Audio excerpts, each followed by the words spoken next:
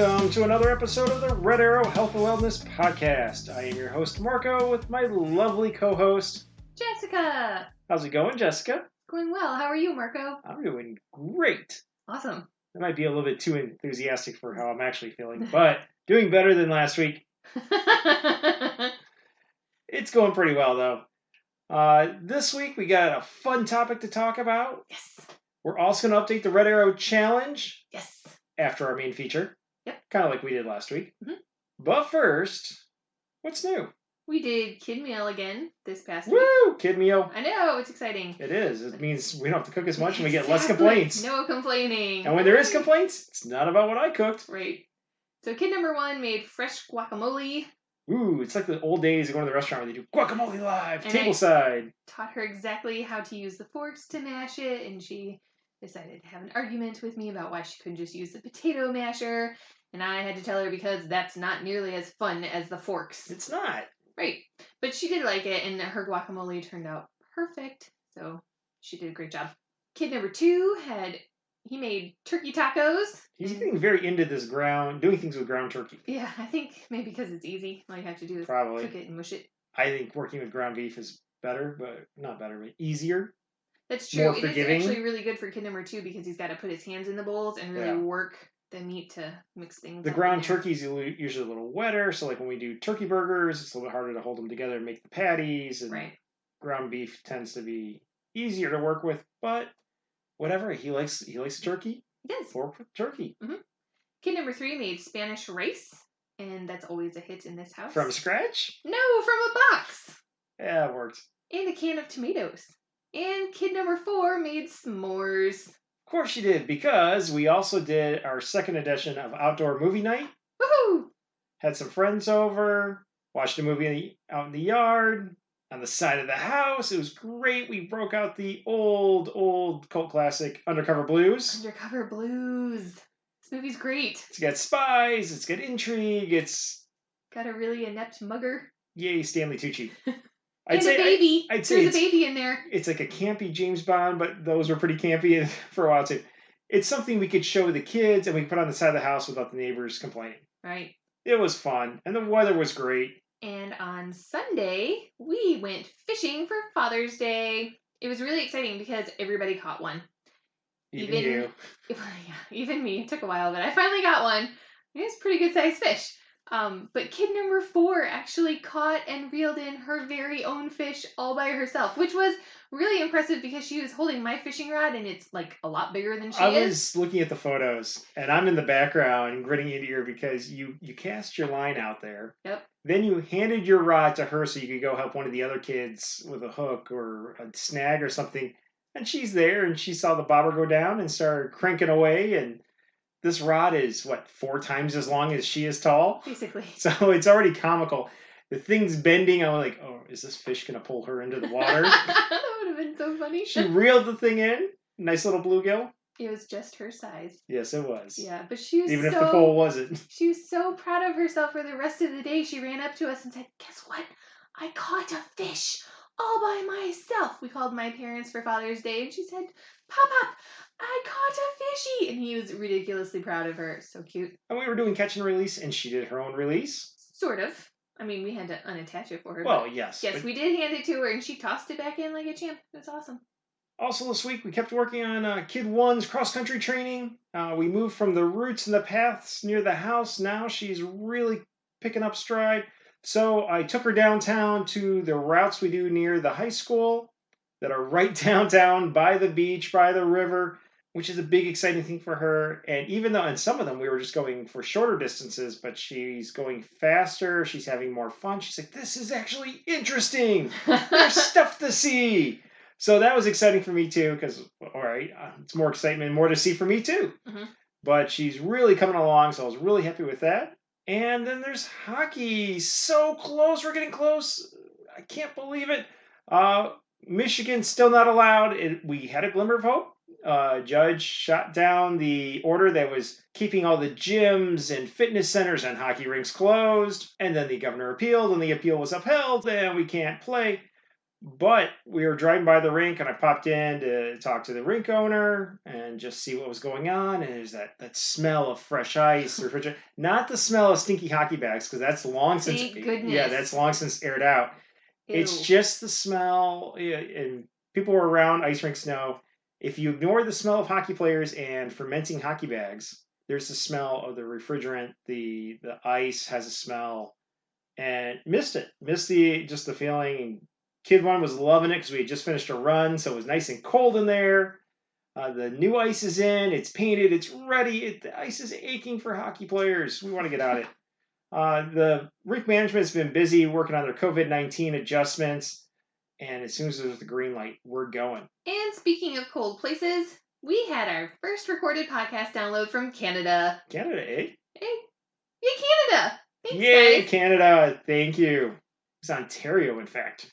Ooh. Go in, Ontario, Quebec. It's your turn now. Start listening. Well, Jessica, what do you have in front of you tonight? I have a Moscow Mule. Really? Anything special with it?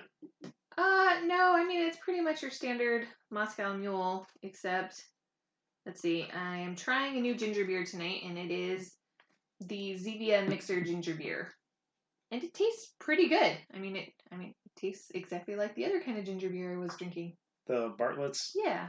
So Okay. This one has zero calories, so it's exciting. And then there's just Kettle One vodka in there, and a little squeeze of lime, and a little slice of lime for garnish. Does Kettle One sponsor us? No. It's just what was in the liquor cabinet. Yep. Are we sponsored by the lime industry or whoever? That would be amazing. That would be odd. And are we sponsored by any of the ginger beer? No. Yeah. Nope. What are you drinking, Marco? I'm having a red gin. A red gin. A red gin. It looks pink. Well, I went light on the red part, but it is dry gin. It's a splash of seltzer. It's a little bit of grenadine. I went light on the grenadine, but to balance out the missing sweetness, I threw in a little of our sugar-free simple syrup, and then a few dashes of Peychaud's bitters. Mix it all up, and then for the gin, I went with a Michigan gin, and usually we go with a journeyman gin. Mm-hmm. Because they're nearby, they're close. I like supporting local companies, but this is a Michigan gin. It's the two Jameses out of Detroit. This is their old Cockney gin, which just sounded fun to me. This one's a little bit more floral than the Journeyman gin. So it's different, but I like it. Good. Like them both, different. They do not sponsor us. Nope. Neither does Journeyman. Nope. Even though we got a lot of that in our liquor cabinet. Amazing. Well, I mean, they're right down the road, so we go straight to the distillery. Whereas Detroit's a little bit more of a hike across on the other side of the state. Yep. Well, sweetie, cheers. Cheers. That was a weak cheers. Do it again. Okay. It's the cups. It's that copper cup you have. The copper cup. Oh, well. Muffles the sound. Drink up.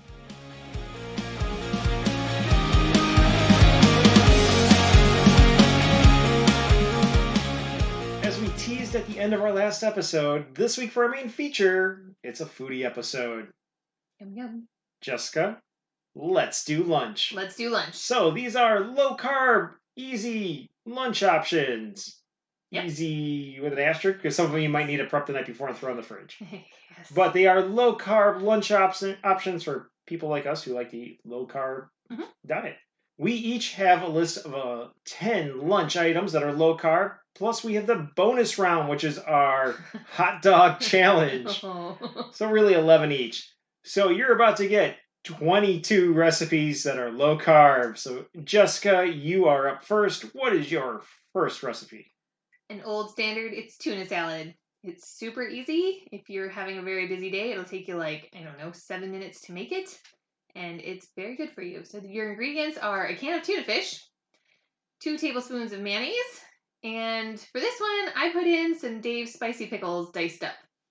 And then fresh ground pepper. So what you're going to do is you're going to drain and mash up your tuna fish, add your mayonnaise, add your pepper, and add your pickles. Mix it up really well, and then you're going to eat it. Just a disclaimer on this one. I use the Dave's pickles, which are amazing. Famous Dave's? Yes, they're so good. But they have sugar in them, and there's one serving of the pickles has 9 carbs. So if you are doing a low carb and you are being very strict about it, you need to not put these pickles in. But if you're not... Or take it easy on it. Right. And so what I had to do was I had 1 serving of pickles, which was 4. And then for the rest of the day, I made sure that my carb count was low so that I could stay under my limit for the rest of the day. You know that it took me a long time to eat tuna salad? Why? My mom used to make tuna boats or open face tuna melts. Yeah. You don't Growing put up, cheese on tuna fish. well, on toast, put it in the oven, put a slice of Kraft American singles on it, put it in there so you melt the cheese and you toast it, and I was not a fan. That's disgusting. So when I met you and you were eating tuna salads, yeah, that's what it brought to mind. It took many years for me to get over that and be able to eat tuna salad.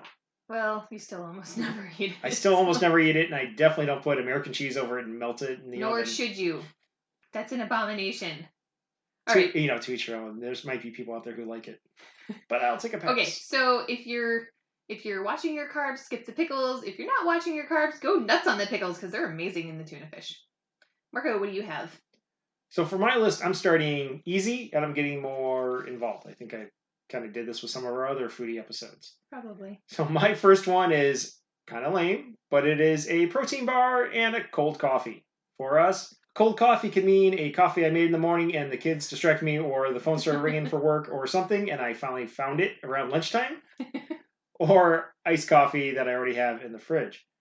For the protein bars, I actually have been going with these Kirkland protein bars I found at Costco. They're Kirkland brand. They have 4 different flavors. They're low in net carbs, high in protein. Because you got to watch out for protein bars. A lot of them are almost like more sugar than a candy bar. They load up on the carbs, even though they're high in protein.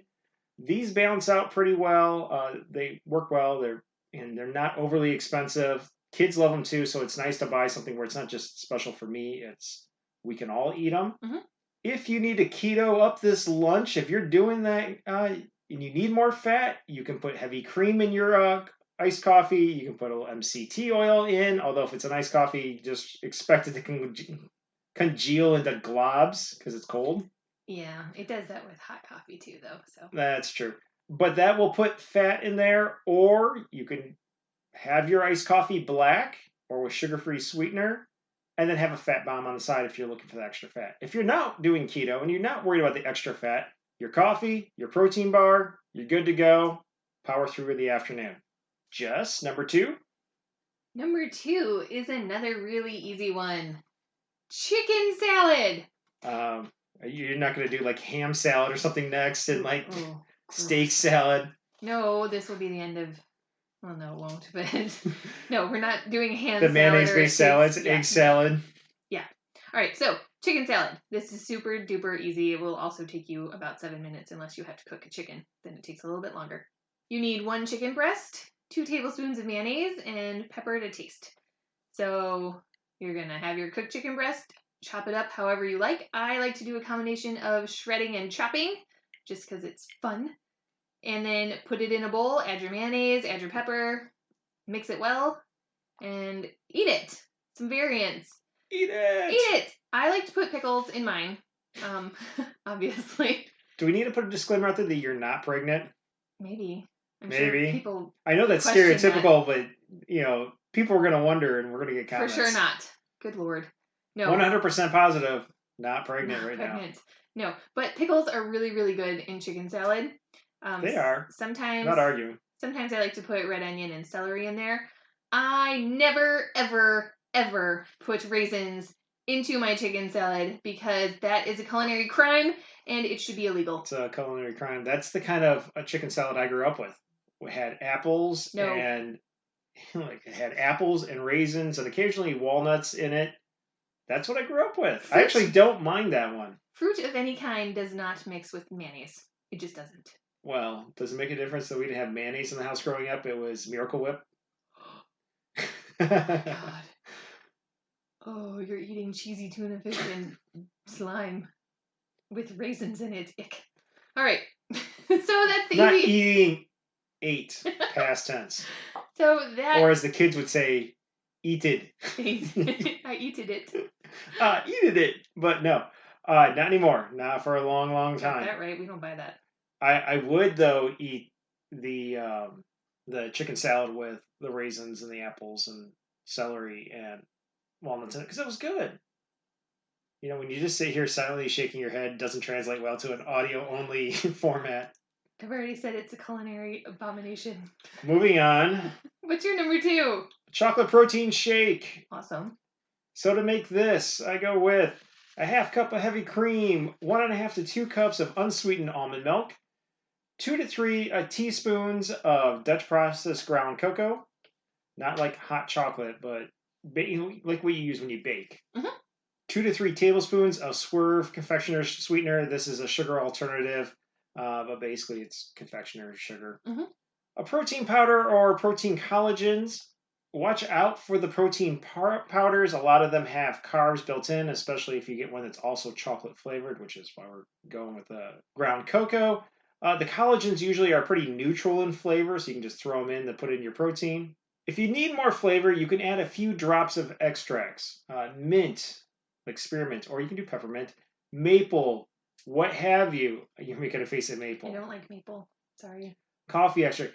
Take it easy on these, but just a few drops go along. You know, 1, you don't want to overpower the flavor. 2, you can inadvertently be adding a lot of carbs, but a few drops won't kill you. It will just add some nice flavor. Throw it in the blender, mix it up till it looks well mixed, then open it up. Be sure it's stopped running when you open it up. Add 1 to 2 cups of ice and mix again until smooth. If you want it thicker, you want that deep, rich milkshake effect, add 1/4 to 1/2 teaspoon, not tablespoon, of xanthan gum. Put the lid back on and mix it until smooth. That would be enough to serve 1 to 2 people. Yay, you can share. Yes, or not, depending on the day. Now, if I'm coming home from a big workout. Yeah. Essentially, what you have is a chocolate milkshake is what it tastes like, but it's good for you, so you can feel like you're adulting. Yay, adulting. You've had them. How's it taste? They're amazing. I really like them. It really does feel like we're having dessert for lunch. Yes, it's delicious.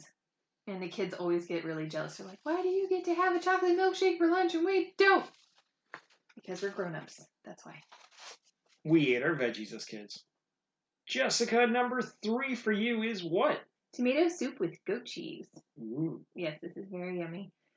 Your ingredients, you're going to need 1 can of tomato paste. We use the 15-ounce can of Contadina tomato paste. Because that's what was left on the shelves. That was what was at the store.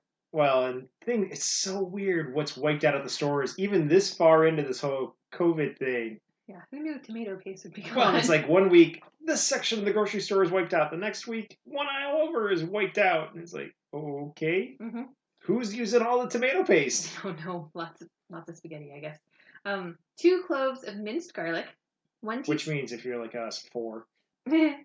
1 teaspoon of dried oregano, 1/3 of a cup of water, 3/4 of a cup of Parmesan cheese, 1 cup of heavy cream, and then goat cheese for the top. And this is optional. If you don't like goat cheese, you can use feta or you can use whatever you want. But goat cheese is amazing. The goat cheese was great in this. It's absolutely perfect for it. So, in a large pot, you're going to add the tomato paste, garlic, oregano, water, Parmesan cheese, heavy cream, and you're going to stir it up while it heats up. You're going to keep it on the stove, and you're going to stir it every so often until the Parmesan cheese is melted. Once it's melted, remove it from the heat and use serve. A good quality Parmesan cheese. Don't use that stuff that comes in the can that looks like stuff. Pencil shavings. Yeah, don't use that. Once you've got it served, add your crumbled goat cheese to the top. This is really, really good. This tastes kind of like a tomato bisque, and it's kind of rich and creamy. It's very filling. I agree with you. It was very filling. It was very good. It was a little carb heavy for my taste. Yeah. Well, I should say for my preference. The taste was awesome. I think we probably could have gotten away with half as much on the tomato paste. I agree. They sell 6-ounce cans, but they didn't have any of those. We've had pre-mades, but we wanted to try a recipe of our own. Yeah. We were tinkering with, we found like various recipes out there, and then we tinkered with them and melded them, and we ended up on this one. Turned out great. Great results. We're going to tinker with it some more to get the carb count down. But if you're not super worried about it, go for it. It's good. I still, for the day, we stayed within my my goals. So I think this one made 4 servings of it. Yes. And it keeps in the refrigerator, so you can have some for lunch one day, and then you can have some for lunch the next day or dinner. Well, put it this way. I stay within my carb count for the day. Yeah. And I had seconds. I had 2 servings. So did I. So when I'm saying that it's carb heavy, it's not super extreme. heavy. If there's not like 75 carbs in it or something. Right. It was good. And it's surprisingly filling for the number of calories it actually has. Mm-hmm. Marco, what's your number 3? One of the things I miss since going low carb is the club sandwich. This is one of my favorite things to order. It was my dad used to travel all around the country and around the world for work. And a piece of advice he gave me, that probably the number one piece of advice my father gave me that has always stuck with me, especially in business and travel, is when in doubt, when traveling, order a club sandwich. Mm-hmm. It is hard to mess up a club sandwich, and you're least likely out of most items on a menu to get sick from a club sandwich when you don't know. That is correct. Now, I've gotten more adventurous as I've gotten older, and I like to go places and go, what are you known for? What is your specialty? Over the years, though, I did develop a great taste for a good club sandwich. Mm-hmm. Well, when you go low carb, one, you're getting rid of the bread, especially the sandwiches that have 3 layers of bread. This is my low carb take on a club sandwich, and it's a club lettuce wrap. Yum. Not so much a wrap. I'm really just replacing the bread with lettuce. Now, you can use iceberg or romaine or something with big leaves. I happen to do this usually with romaine because we've got it around, romaine hearts, because we can use them for tacos and so many other things. But whatever you got. With that, you're also going to have turkey breast or chicken breast. Sliced deli meat works great for this, or whatever you have left over. You have leftover roasted or rotisserie chicken. If you have Thanksgiving leftovers, use those. You're also going to want tomato and bacon and onion and mayo and a little mustard. That's what I like. But you know what? If you want to put a little ham in there, there's no, the club sandwich police are not going to come over and pound on your door.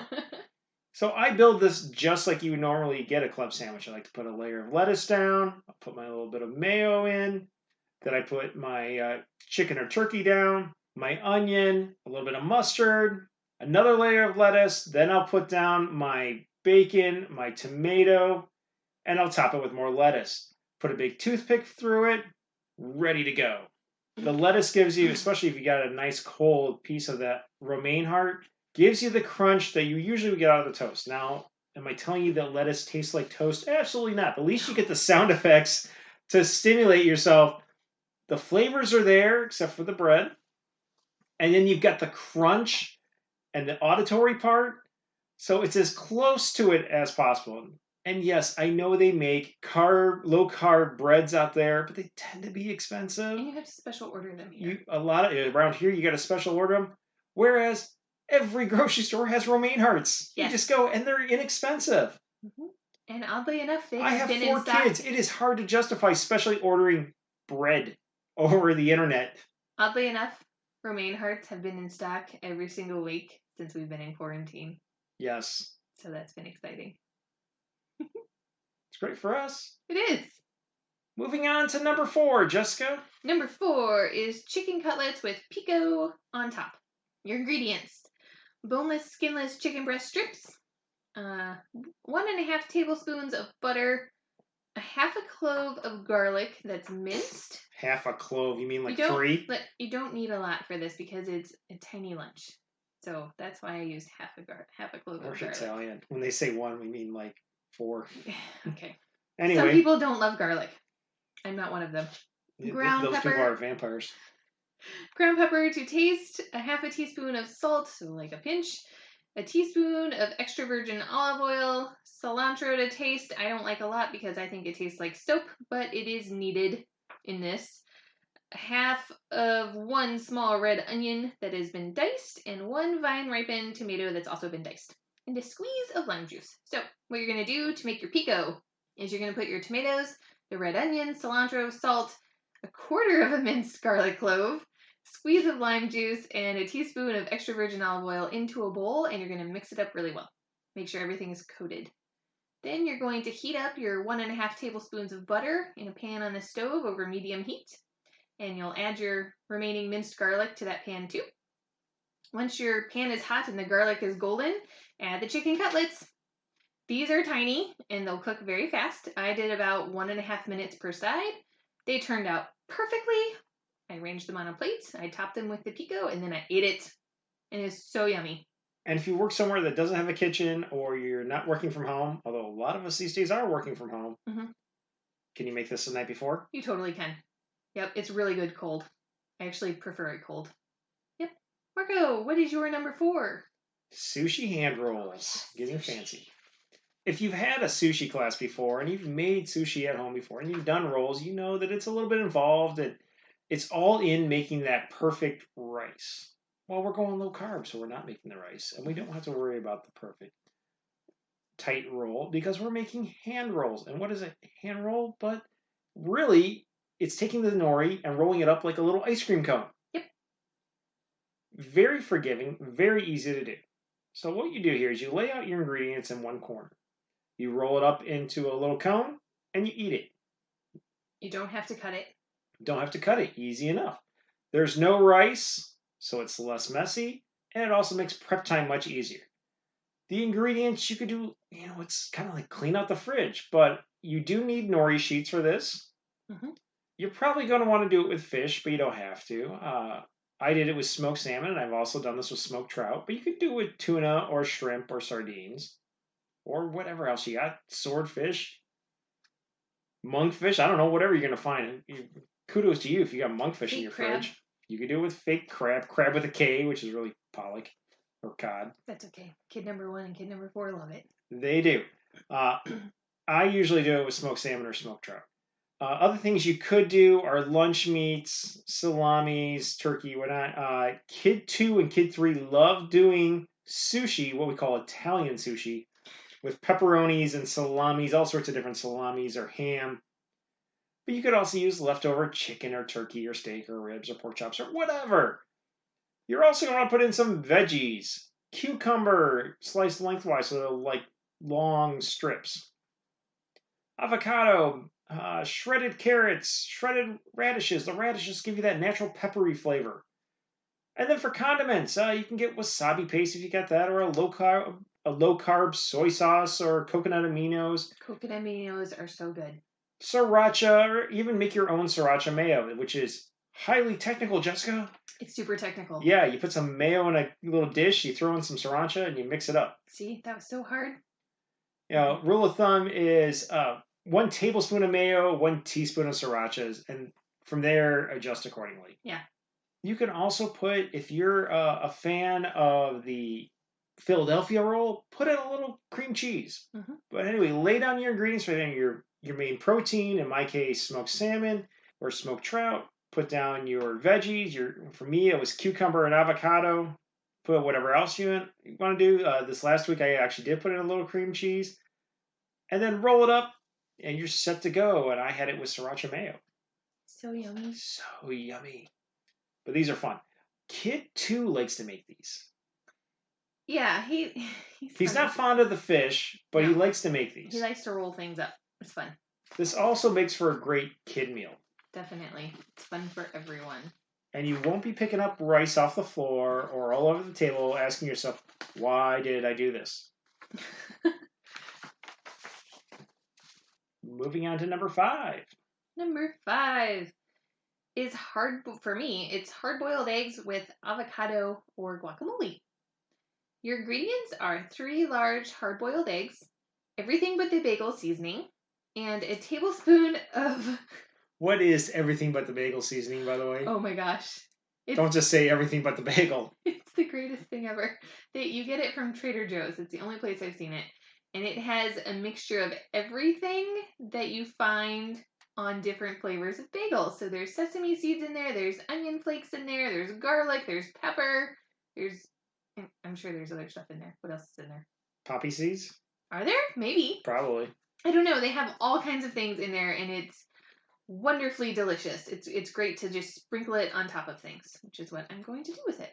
It's like Jessica Crack. So, you need 1 tablespoon of tableside. You need 1 tablespoon of tableside chunky guacamole or pre-made guacamole if you're in a big hurry. For the directions, peel the hard-boiled eggs. Cut them in half and arrange them on a plate. Spoon 1 tablespoon of pre-made guac onto the plate. Sprinkle everything but the bagel seasoning onto the eggs and eat it.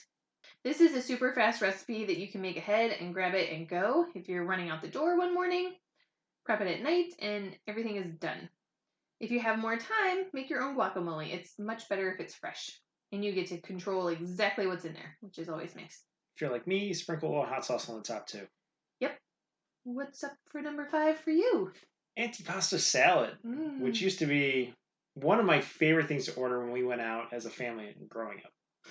It was. We would go when we went to an Italian restaurant, my brother and I would beg my parents to order antipasta salad because a lot of times you go out to dinner as a kid and you get these salads and it's mostly lettuce and we're like, oh, it's green stuff.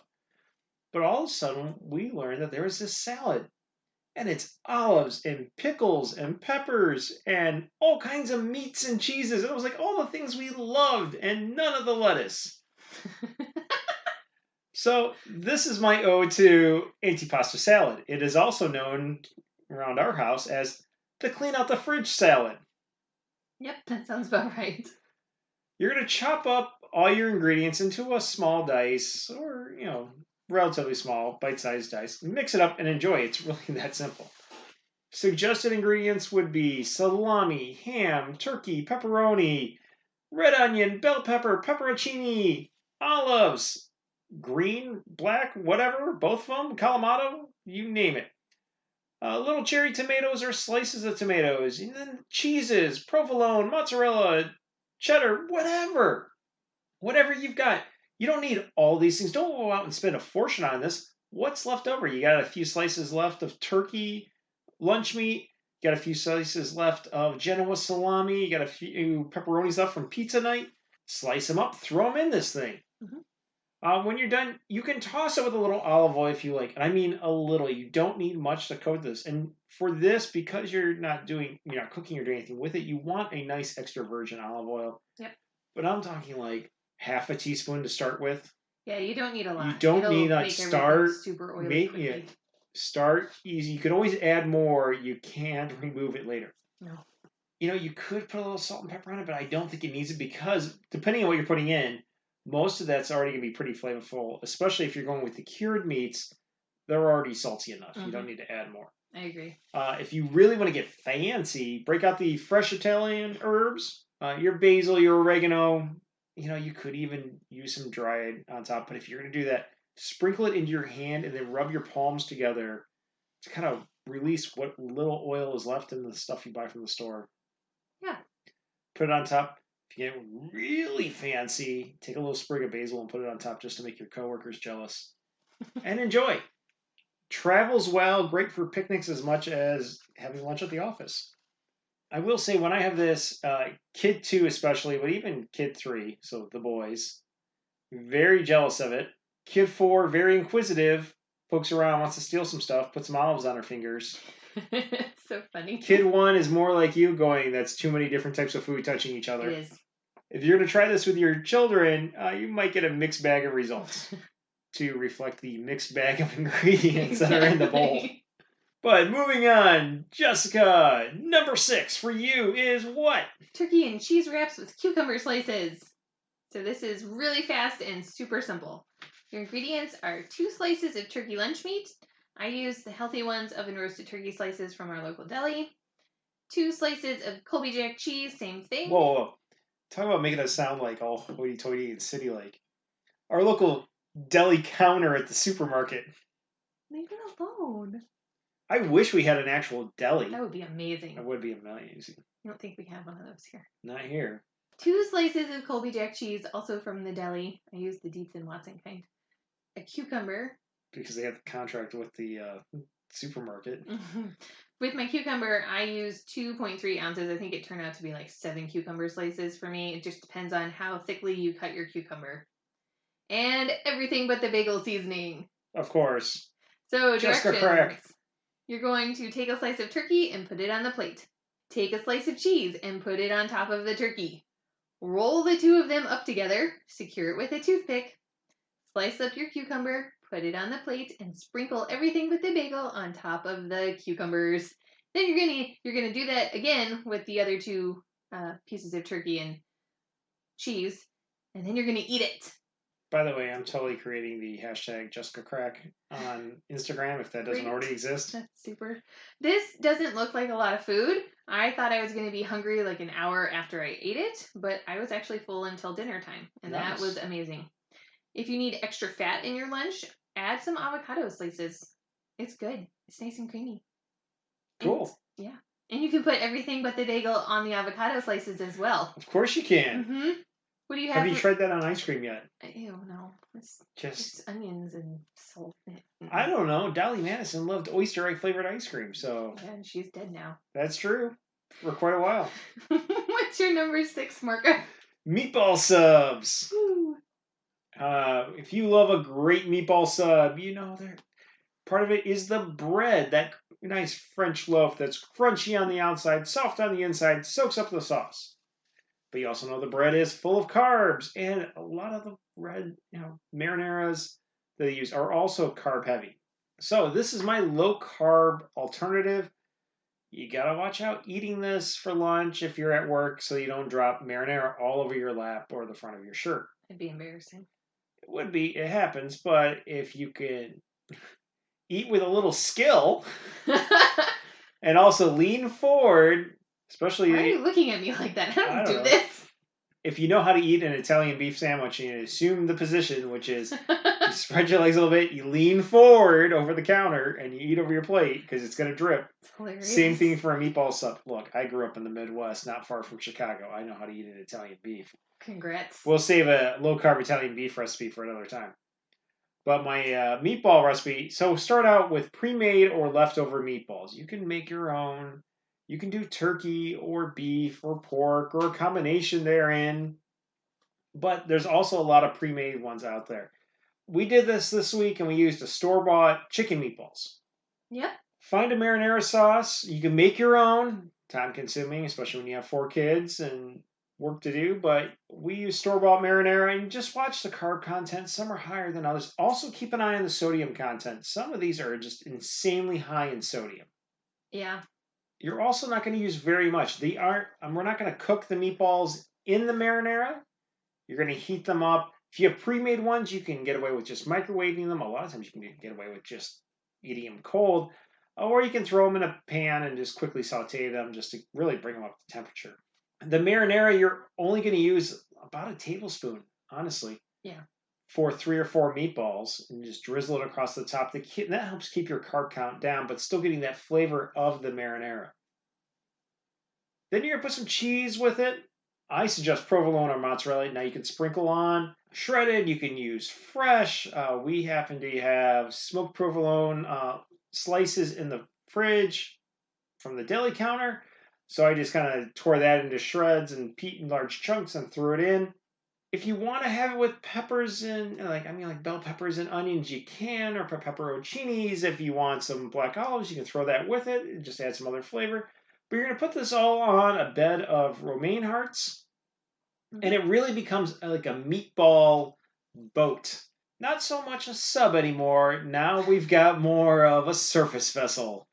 It's a tugboat. It's a tugboat. A green one. But it works great. It's going to drip. It's going to be messy. But you know what? I got through mine without it completely disintegrating and meatballs falling out. That's exciting.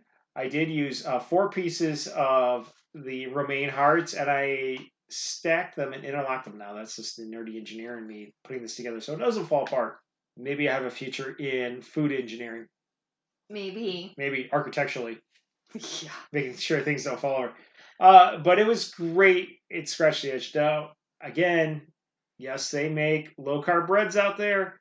I have 4 kids, which means I got to send 4 kids to college. I can't be spending my life savings on bread off the internet. So, hilarious. Whatever. It worked with the lettuce. It's plentiful. It's available. It's cheap. And it did the job. And I got my meatballs in red sauce. Jessica. Marco. Lucky number 7. What do you have? Number 7 is taco stuffed avocado. This is excellent if you already have leftover taco meat from Taco Tuesday in your fridge. For mine, what I used was our leftover taco meat. We had ground turkey in ours from the night before. From Kid Meal. Yeah. So thank you to Kid 2 for making it. Exactly. It turned out really well. 1 medium avocado. You can use both parts, but if you don't want that much avocado, you can cut it in half. No big deal. 1.5 teaspoons of taco shredded cheese. I like the Sargento taco mix. And 1 vine-ripened tomato. So your directions, you're going to warm your meat up in the microwave. Half the avocado, pit it, and peel it, leaving the halves intact. Put them on a plate.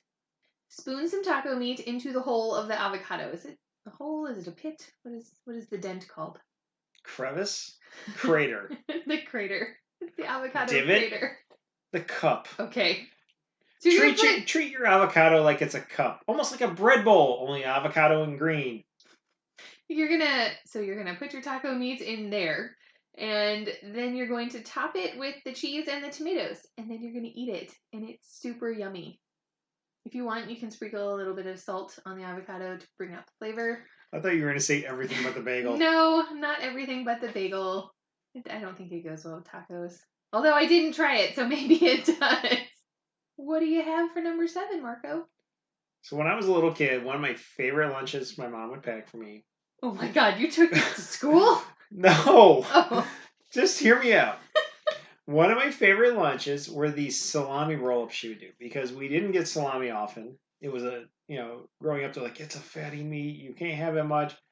And it was store-bought salami, so it was pretty fatty and high in sodium and everything. It wasn't good for us, but she would take salami, she would put cream cheese on it, she would roll it up and then slice it into little pinwheel rolls. Aww. Put little toothpicks through it. And it was a special treat, and it was a lot of fun. This I see as a grown-up version of that / sushi. Mm-hmm. So my number 7 are smoked salmon rolls. And that's why I was just horrified, because I thought you were taking smoked salmon rolls to your elementary school. And I was picturing all the horrified faces on your That's friends. right up there with like my big fat Greek wedding when she had what did she take something? Spinacopita. Spinacopita or the moussaka? Or, oh, that's right, moussaka. Was it? I just remember all the little kids going, moussaka. Yeah, you're right. Whatever. You know what? As long as you're not putting it in the microwave at school. Oh, God. And by the way, this is the Midwest, so smoked salmon is not too foreign. But Yes, that's not the kind of smoked salmon we're talking about. Not the kind that I would love. There's those roadside stands up in the UP. You're driving along US 2. You stop and you get nice, fresh smoked salmon. It's almost like salmon jerky. It's delicious, salty. Goes great with cream cheese and a saltine cracker. That's not what this recipe is, by the way. So, smoked salmon rolls. You're going to start out with lox. Your standard smoked salmon lox. You see it all over the grocery stores, often served on bagels. Cream cheese. Everybody knows what cream cheese is. Avocado. Cucumber sliced in long slices. What you do is you lay your cream cheese, your avocado, and your cucumbers on the smoked salmon, on the lox. Then you're going to roll it up. Slice it if you want. I try this, but honestly, I'd rather just have the big long roll, almost like a long sushi roll that hasn't been cut into the little discs. Mm-hmm. But you can. If you want, dip it in sriracha mayo. I like it better with just mayo, not mayo. Bleh. Sriracha, just straight up sriracha drizzled over it. If you do slice it, it does make a pretty little picture. Looking inside and seeing that pink smoked salmon, the lox around the outside with the cream cheese and avocado and cucumber inside. Very colorful. Very colorful, very delicious, very filling. Awesome. Not too stinky for the workplace. I don't know about that. Look, as long as you're not putting it in the microwave. Anyone who puts fish in the microwave needs to be put into a special little workplace timeout cell. No, they might need to be fired. There's a little place of workplace hell for people who like microwave fish in the workplace. Speaking of fish, specifically the kind that hasn't been microwaved in the workplace, Jessica, what is your number 8? Shrimp ceviche. Woo! Yes. Ceviche, if you've been into ceviche. Sorry, we love Top Chef. Not sponsored by Bravo or Top Chef. Nope. But that has been one of our guilty pleasures since season 1. Yeah. I remember being in the hospital waiting for kid 1 to be born, and it took forever. We were in labor delivery, and we had 2 nurses in there with us. We have Top Chef on. The 3 of us are discussing food, the 2 nurses and I, and you're sitting there. At that point, you were going on almost 48 hours without a meal? I think so. and going, I'm going to kill you all. But I love this show. And there, of course, one of the chefs that's been on the show a few times pronounces ceviche as ceviche. Ceviche. I'm making this ceviche and that ceviche. It's a ceviche. It's a ceviche. Ceviche. All right. Come on. Okay. Ceviche. Yeah, so ceviche, this is got a lot of parts and it takes a little bit of time. So you're going to want to make this either in the morning if you're going to have it for lunch, or you're going to make it in the early afternoon if you're going to have it for dinner. That's true. All of these could be dinners. They totally could. But they're small enough and light enough where they make for great lunches. This one, you do need to eat it the same day. It only keeps for about a day in the refrigerator. So I highly recommend you make it either in the morning or the afternoon and eat it same day. Just so that we're not getting sick. So your ingredients... You could also prep it the night before. The components, toss them together the morning of. Yeah, you could probably do that. And then have it for lunch. Your ingredients. You are going to need 1 pound of peeled and deveined raw medium shrimp, a 1/4 cup fresh squeezed lemon juice, a 1/4 cup fresh squeezed lime juice, 2 medium vine-ripened tomatoes that have been seeded and diced. And by seeded, you mean, I mean for those who are not... Remove all of the seeds and the squishy part of the tomato. So you just want everything the that peel. Everything that turns it into soup. Yeah, you want to take all of that out. No wet stuff in your tomatoes. You want the flesh. Yeah. 1/2 of a small red onion that's been diced. 1 medium jalapeno seeded and chopped. Or 2 if you want to take it up a notch. 1/2 cup of chopped fresh cilantro. 1/2 teaspoon of kosher salt. And 1 medium avocado. So your directions are, you're going to boil the shrimp. You take a big pot of salted water up to a boil, turn the heat off, add the shrimp, and poach them until they're just opaque. So just barely turning white. About 2 to 3 minutes, not more than 3. Right, so 2 to 3 minutes after that, and then you're going to drain them and set them aside until they're cool. Once they're cool, you're going to chop them up into about 1/2 inch pieces and put them into a large bowl. Add the lemon juice, lime juice, tomatoes, red onion, jalapeno, cilantro, and salt, and toss to combine. And then you're going to cover your bowl, and you're going to put it in the refrigerator for 1 to 4 hours. Which gets you from the morning to your lunch break. Right. Or from your lunch break to dinner. Just before serving, you're going to dice your avocado, and you're going to gently fold it into your ceviche. This lunch is amazing, and it is super citrusy. Now, for ceviche snobs out there, they know that actually they're putting in raw fish and using the citrus to cook the meat, to cure the meat. This, you're actually par-cooking, mostly cooking that shrimp. Right. Less chance of it going wrong, less chance of your stomach turning. If you're at the workplace, less chance of you poisoning yourself. Much less, because you've pretty much already cooked the shrimp before you put it in the citrus. Mm-hmm. So, yeah, it's super citrusy. It's light. It's refreshing. It's absolutely perfect for a summertime lunch. Works because it's a cold dish. If you can keep it cold, great for a picnic. Yes. Yeah, definitely. You could put it into some mason jars, actually, and put them in a picnic basket and take it with you with some ice packs. Anytime you can have mason jars, it's great. Yeah. You can put other things in the mason jar, other mason jars to go with it. You can have a whole mason jar thing. Mm-hmm. This is one of my favorite recipes we made all week. I can't wait to have it again. It was so good. I think it's worth mentioning, too, that while we haven't explicitly stated it yet, we should right now. We went and reran through all of our favorites for this past week. Mm-hmm. So some of these we've been tweaking with all week.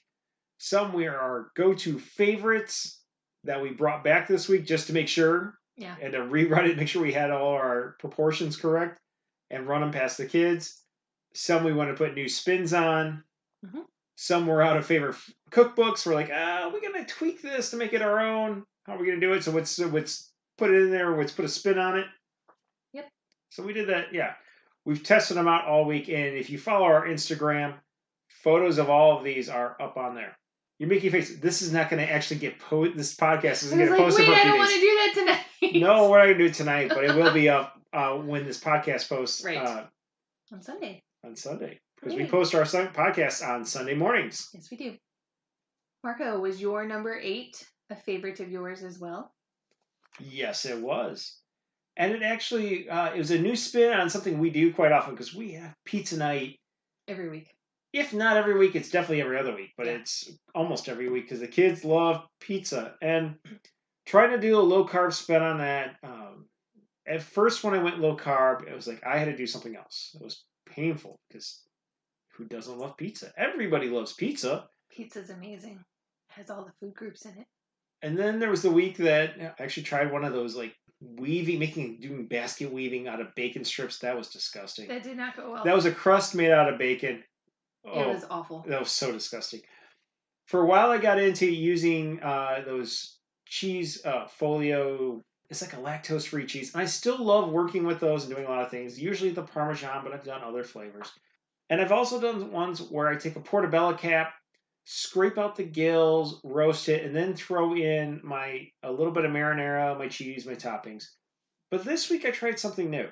You had picked up a pack of low-carb tortillas for some other recipes, and I decided to spray it lightly with avocado oil. We have an avocado oil spray, kind of an alternative to a cooking spray.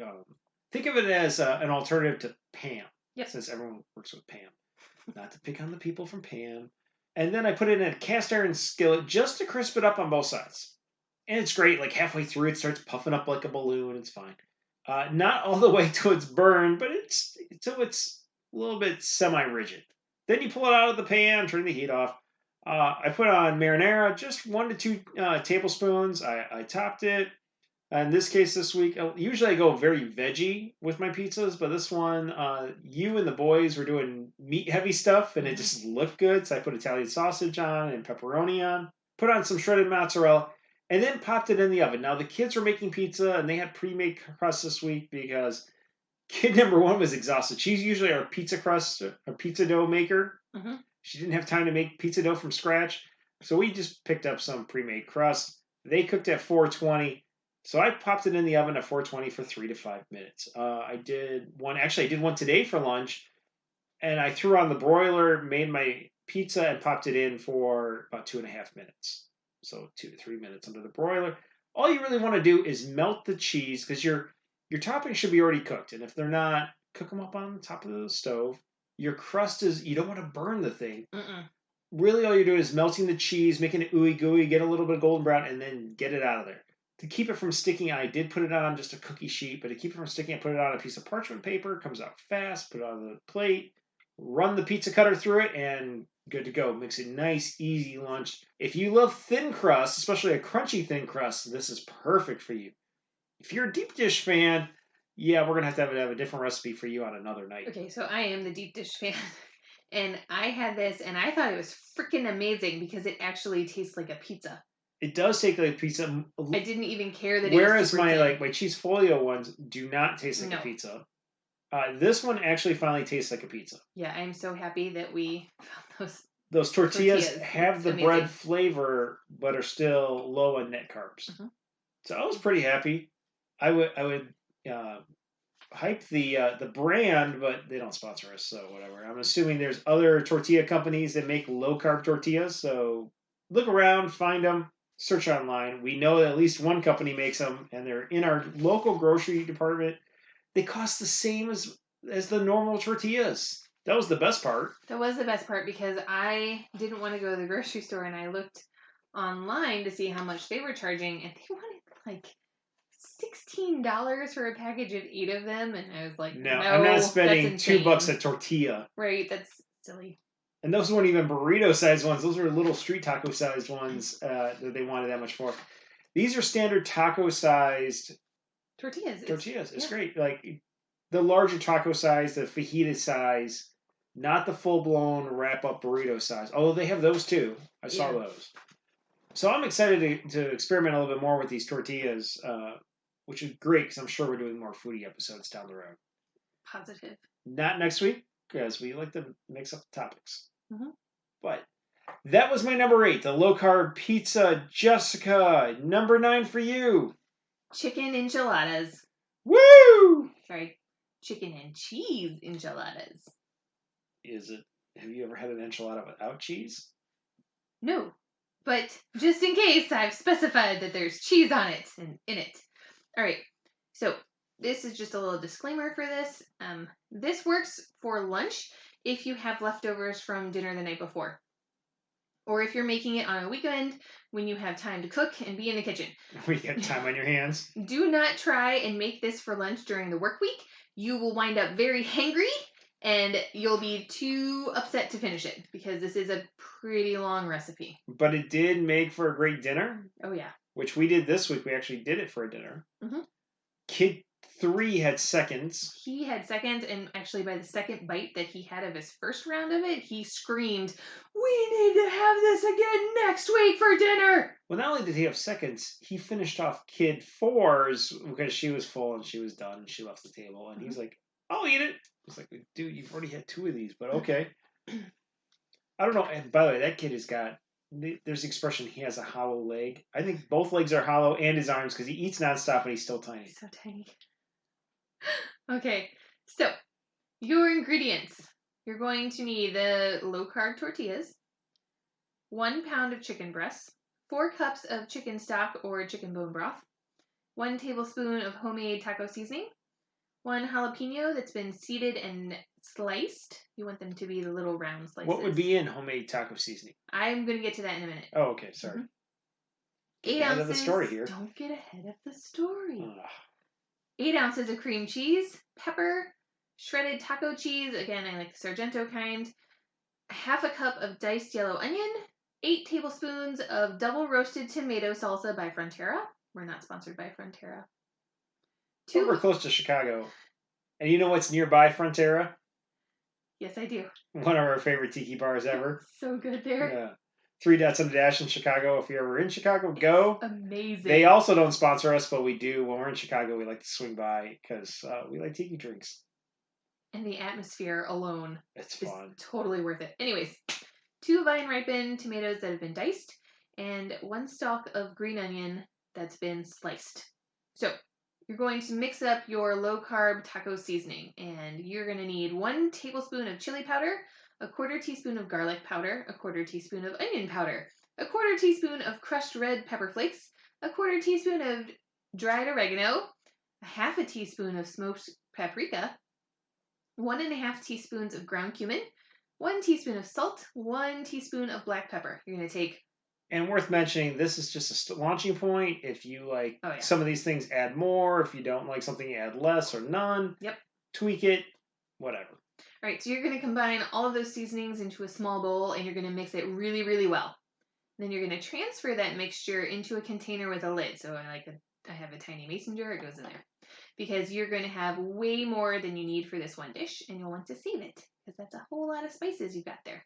So for the directions for the actual enchiladas, you're going to boil the chicken breasts. Which is the weirdest thing ever. No, At least for us. I had to Google how to do this. Never boiled chicken before. All right, so I boiled mine in chicken bone broth so that it gave the chicken a flavor while it cooked. It gave chicken flavor? It did. Turned out really well. I would have eaten it alone. It did turn out well. Without the taco seasonings. I did. I kept coming by and sneaking and snacking on the leftovers. You're also going to put salt and pepper into your bone broth to bring out those flavors in there. It's super simple. You put the chicken into a medium or a large pot, and you pour the bone broth over them. Season it with salt and pepper, bring to a boil. Once it's boiling, cover the pot and reduce it to a medium heat. Simmer until the chicken is done. This will take about 10 minutes, but make sure you check the temperature. You want it to be at 165 for chicken to be done. And if you're not someone who's proficient around the kitchen, a simmer is just low bubbles, not a rolling bubble. Yes, if you have a rolling bubble for the next 10 minutes, you are going to have leather. You just want a few bubbles coming up. Tiny bubbles. Yes. All right, so once your chicken is done, you're going to pull it out of the broth. You're going to let it cool, and then you're going to shred it. And you can shred it with the giant, scary Wolverine-looking shredders that we have. I personally hate them because they're too big. I like to use 2 forks. Much easier. I personally love them, especially when I can pull them out of the drawer and then do my Wolverine routine, which the boys love. They do. Okay. Then you're going to add 1 tablespoon of your homemade taco seasoning to your chicken, and then you mix that really, really well. Next, you're going to make your enchilada sauce. You're going to combine 8 tablespoons of the salsa with 8 ounces of softened cream cheese in a small pot on the stove. And for quick conversions, 8 tablespoons is half a cup. Neat. That's what I get for liking to cook and also minoring in math. Well, it's got to pay off for something. So you're going to stir it all together and over the heat and melt it together. When it's melted and mixed, it's done. And now for the actual enchiladas. You're going to take a tortilla and lay it flat. Put a quarter of a cup of shredded chicken breast into the tortilla. Put a quarter of a cup of taco cheese into the tortilla.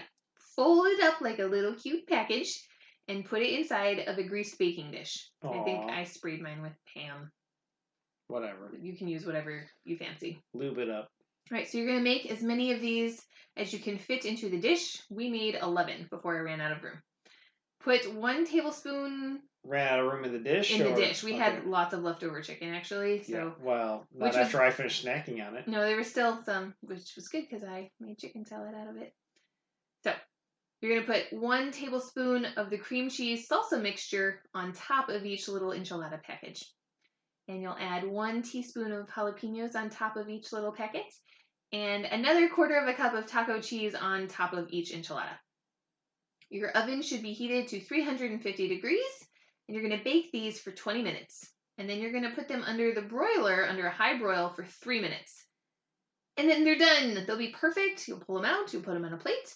And then I actually sprinkled diced tomatoes and onions on top of my enchilada because I think if you're going to have some kind of taco or enchilada or burrito or something, it's got to have tomatoes and onions on it. It just does. But if you don't like those, then you can omit them. And I put hot sauce on mine. Yeah, if you like hot sauce, stick that on there. Anything goes. These are great, and 1 serving is 1 enchilada. Yeah. It was super full after my 1 enchilada. Yes. And I stayed full for the rest of the night since we had this for dinner. And then there were leftovers to have the next day, which was great because kid number 3 ate all of them. Well, that's what's impressive is that you had 1 were full. Yeah. I had 1 that were full and was full. Little kid number 3, who just wrapped up 1st grade and is our little guy. He's not the biggest 1st grader ever. No. He might be the smallest 1st grader ever. I am had 2.5 of these for dinner and still had room for dessert because he was sitting at the table. Was like, what's dessert? Like, dude, seriously, where do you put it all and why don't you grow? It's not even like, he's not growing vertically, he's growing horizontally. He's not, he's super skinny. Yeah, to be fair. I don't know where he's putting it. To him, he is perfectly healthy. Yes. There's nothing He's happening. Very active. He burns it all off. Just a hungry little guy who has lots of room in his belly. Yes. What do you have for number 9? Number 9. So we are definitely far away from number 1, which was simple and easy and was just grab it out of the cupboard and grab it out of the fridge. This takes a little preparation, so I have a sausage, egg, and cheese muffin. Yum. These, you can make them the night before. You can make a double batch for dinner and save them because they're great hot, they're great cold, they're great microwave. You have them for breakfast too, but we're doing a lunch special. So preheat your oven to 350 degrees Fahrenheit. Grease a standard muffin tin. You want 12 little muffin crevices, holes, whatever. If you get, we've got the standard muffin silicones that have 6 each, so you're going to need 2 of those. And grease them with coconut oil or nonstick cooking spray or whatever. Just grease them so they don't stick. On the stove, you want to heat a skillet over medium heat. Doesn't need to be cast iron, just any skillet will work.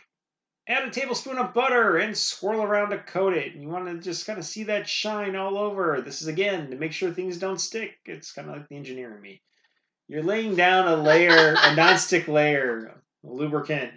Add 1/3 of a cup of chopped yellow onions. And, Spanish onions work, Vidalia onions work, sweet onions work. You're going to saute that till it's soft. You're not going to the whole way to translucent. You just want it starting to soften up. That's going to take you about 3 to 4 minutes. Add 1 pound of breakfast sausage to your onions and brown it 4 to 5 minutes. Just make the pink disappear. Mm-hmm. When it's done, take it off the heat, put it on in a bowl or a plate, and set it to the side. Then, in a large bowl, add 8 large eggs, 2 pressed garlic cloves. If you're concerned about garlic, omit or do 1. Kind of lame. If you love garlic, do 4. If you really love garlic, put a head in. No, don't do that. There are hidden carbs in bread. Yeah, there is. If you're a normal person, 2, because this is going to get split up across 12 muffins. In that bowl, you're also going to put a half a teaspoon of salt, a half a teaspoon of black pepper, 1 cup of shredded cheddar cheese, and a third of a cup of heavy cream. Whisk it all together to combine and set aside. Then you're going to add your sausage and onion mix to your greased muffin tin. Over the top, you're going to ladle in the egg mixture evenly across all the sausages and the crevices, the divots, whatever we're calling them, the holes, recessed compartments of your muffin tin. Good Lord. Whatever. You're going to bake it in your 350-degree oven for 20 to 25 minutes, just until the egg is cooked and set up. Then you're going to let it cool for 5 minutes on a baking cooling rack. And then you're ready to eat it. If you want to eat it hot, 2 of these make for 1 serving. Like I said, they refrigerate well. They're great cold. They make for a great breakfast the next morning. They make for a great lunch. They're great for picnics. They travel well. They're also really good for hangovers. Are they? Yep, they are. You know, honestly, Just I've never had one of these with a hangover. Well, you should. I mean, Maybe. Eggs. I do love eggs when I've enjoyed a little bit too much the night before, but the sausage is perfect for hangovers. So. You know what I miss is when Actually, we went to that little Jenny's lunchbox in Tallahassee when we were grad students. We had enjoyed the night before a little bit too much. We go out to Jenny's. Made everything better. It did. Great. Are we sponsored by Jenny's? No. Have we been Jenny's to Jenny's? open? Have we been to Jenny's in over a decade? No. I hope they are still open because it's great. It's great. They had one location close to campus, but I like the one that was farther away from campus. That had all the little lunch boxes. It was quaint. Nice little breakfast counter place. It was awesome. Very adorable. One of my favorite grad school places. With this recipe, if you don't want to make a little bit of sausage and then pour your egg into it, it's also totally fine to go ahead and dump your sausage right into your egg mixture. Right in this ladle. Yeah. I like doing the sausage first and then ladling the egg over the top because it allows me to get an even layer of sausage across my muffin tins to make sure I'm keep doing about the same, and then ladle about the same amount of egg in each one because I want consistency because I'm watching my macros and I want to have consistency. I don't want to have like one egg muffin that's very little sausage and one that has a lot because I need to scoop up the right amount of sausage and egg ratio because I'm a nerd. But if you don't want to do But if you don't care, dump it all into the egg bowl, give it a toss, and then pour it in your muffin tin. You can also pull it, if you really don't want to worry about the muffin tin thing, pour it into a casserole dish or a glass dish or Corningware, whatever type casserole thing. They're all casserole dishes. Whatever. Throw it in the oven. You might have to bake it longer because now you're doing a larger size. It may take up to a half hour, but then you can just cut it into squares. Yeah. Super yummy. Or if you have a round one, you cut it into wedges. Ooh. Breakfast pie. It's almost like a breakfast quiche, crustless quiche. Actually, it would be a crustless quiche. What it would be. I know. Jessica. More gin. More gin. You know, I just realized that there's this little seal on the bottle. It's the two Jameses, which I always want to call this stuff the two Jakes. Like the movie? The movie. The sequel to Chinatown. The 2 little dudes on it. The one looks like a little elf. They're mildly creepy, but you know. That's okay. They make a fine gin. Again, they don't sponsor us. But they're more than welcome to make contact with us and become a sponsor. That'd be amazing. Would. Anywho, Jessica, number 10. Before we get to our hot dog battle, War of the Wieners. Kid number 3 thought that was hilarious. That is hilarious. But before we get to that, recipe number 10 for you is what? California Burger Bowl. Why is it called a California Burger Bowl? Why is it called a California Burger Bowl? Because it's got avocado in it. Oh my god. All right. Okay, so I made this from a leftover hamburger from dinner the night before. And the ingredients are a dressing. You're going to make a little dressing. And this makes way more than you're going to need, so you can save it and put some on a salad or some other dish at a later date. You're going to need... Another lunch. Yeah. So for your dressing, you're going to need... On another lunch, not as another lunch. Yeah, don't just eat the dressing. That'd be gross. Actually, no, it's pretty good. You're going to need half a cup of extra virgin olive oil, a third of a cup of balsamic vinegar, 3 tablespoons of mustard. We used the seedy Grey Poupon, not the smooth Dijon. Country Dijon. Yeah, that's the one. I used that one. Coarse ground. Yes, coarse ground, because that's what we had in the fridge. One clove of garlic that you've minced, kosher salt to taste, and fresh black pepper. So you're going to mix all of that together with a whisk in your bowl, and then you're going to set 1/4 of a cup of that aside to use, and then save the rest of it for later.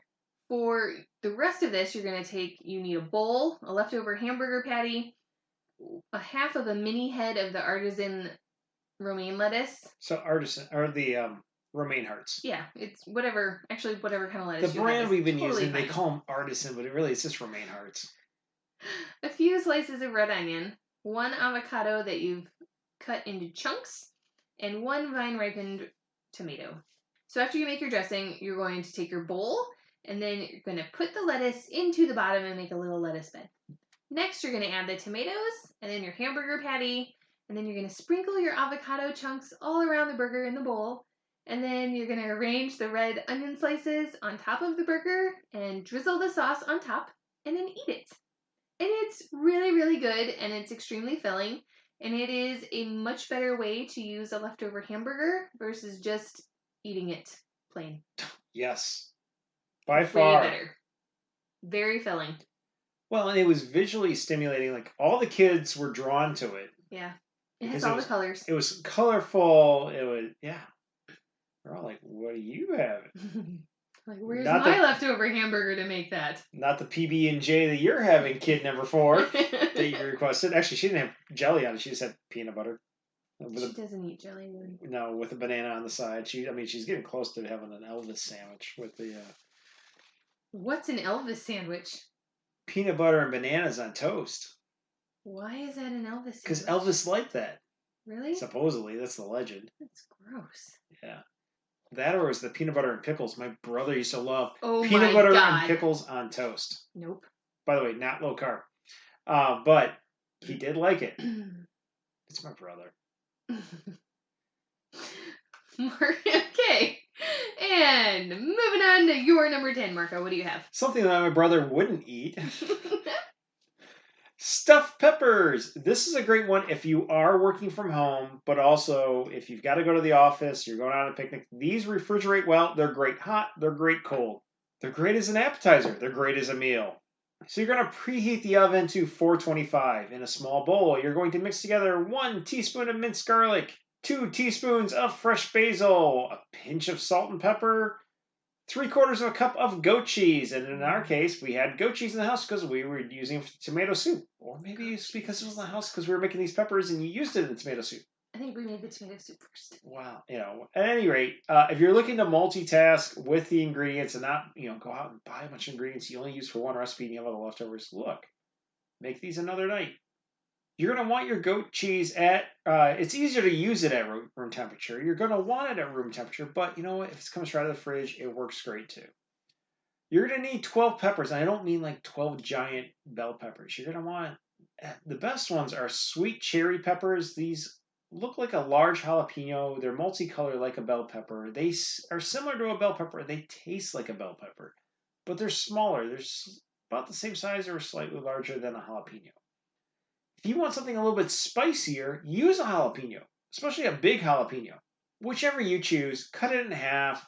You're going to scrape out the seeds and stems. What you're going to end up with is basically, it looks like a little pepper boat. You're going to fill these little pepper boats with the cheese mixture. You're going to drizzle just a little olive oil over it, just enough to crisp things up and help it cook. You don't want to drench them. No more than 1 tablespoon for the entire batch. Mm-hmm. Honestly, start with 1 teaspoon. Yeah, and then work your way up. Bake until the peppers start to brown and the cheese is starting to bubble. It'll take about 15 minutes, but keep an eye on it. Now, don't leave your oven open the whole time. Especially in the summer, you're going to heat up your whole house. And you're going to be letting heat out of your oven, so it's not going to actually be at 425, no matter what's on the readout for your oven. Just check it every few minutes, especially once you get to 10 minutes, peek at it every few minutes. If you want to go nuts, wrap these things in bacon before you put them in the oven. And I don't mean thick cut bacon, like a thin cut bacon. Mm-hmm. Or if you've cooked up bacon the night before or for breakfast, or you want to cook some up on the oven, cook it up, chop it up into bits, and sprinkle it over the top as soon as it comes out of the oven. That way it gets into that soft cheese, and as the cheese sets up, it grabs onto that bacon. Don't use the pre-made bacon bits in the jar you get in the spice aisle. Use actual bacon, or if you're one of those people who use turkey bacon, I guess use that. But I saw a documentary on how turkey bacon was made way back when. It was like one of those how it's made shows. I haven't had turkey bacon since then. I thought it was the most disgusting thing ever. Same. Personal preference. To each their own. When they're done, let them cool and either eat them or refrigerate them. Again, they taste great cold. They travel well. They make great little lunches. Awesome. Little bites. Especially if you're, I'll attest to, if you're sitting at your desk working and you need something just to munch on while you're working on spreadsheets or whatever, these are great. And with our top 10 each out of the way for low carb lunches, that brings us to the hot dog cook-off. Hey, it's summer. We're about to roll into July. We're from the United States. It's America. Hot dogs. Great for lunch. Travel well. I remember working on a consulting project once where one of the guys I was working with had a hot dog. Actually, he had 2 hot dogs for lunch, microwave every day for lunch. I don't know how he didn't die of a heart attack. Yeah, that's a lot.